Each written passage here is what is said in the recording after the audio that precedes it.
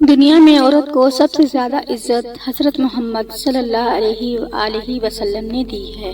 نہیں چاہیے کوئی تم سے بہتر، مجھے تمہارے ساتھ ہی سکون ملتا ہے۔ اچھا بتائیں، سب سے زیادہ تکلیف دہ چیز کون سی ہے؟ پیار، عادت، دوستی یا انتظار؟ ذکر سے نہیں فکر سے پتہ لگتا ہے اس دنیا میں کون اپنا ہے۔ انسان کا اصل تعارف اس کے الفاظ ہوتے ہیں۔ ایک طرف کل کائنات کی رونقیں اور ایک طرف پسندیدہ شخص کی کمی ہے۔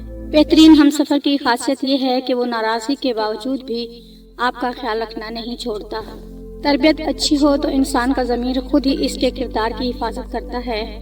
تکلیف ہونے پر جو بندہ سب سے پہلے یاد آئے وہ زندگی کا سب سے قیمتی انسان ہوتا ہے۔ کہتے ہیں کسی گھر روزانہ جانے سے عزت کم پڑ جاتی ہے، مگر واحد اللہ تعالیٰ کا گھر مسجد ہے جہاں روزانہ جانے سے عزت بڑھ جاتی ہے۔ جو تمہیں نہیں سمجھتا اسے سمجھانا چھوڑ دو۔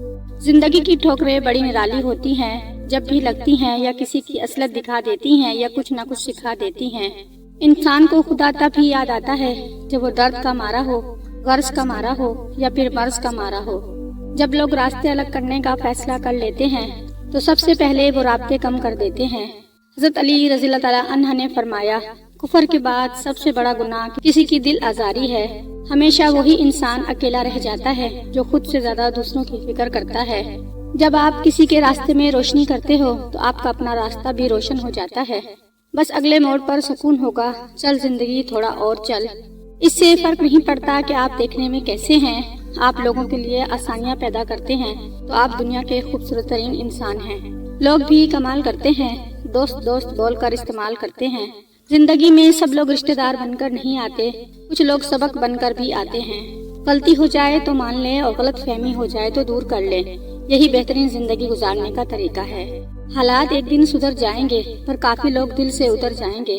اگر دوسروں کو گرانے میں آپ کو اپنی جیت لگے تو سمجھو آپ گرے ہوئے انسان ہو۔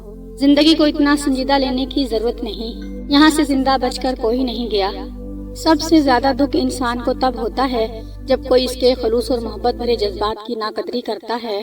بہترین زندگی جینے کے لیے اس حقیقت کو تسلیم کرنا پڑتا ہے کہ سب کو سب کچھ نہیں مل سکتا۔ جب تم جان جاؤ گے اللہ تمہارے ساتھ ہے تو اس سے کوئی فرق نہیں پڑتا کہ کون تمہارے خلاف ہے۔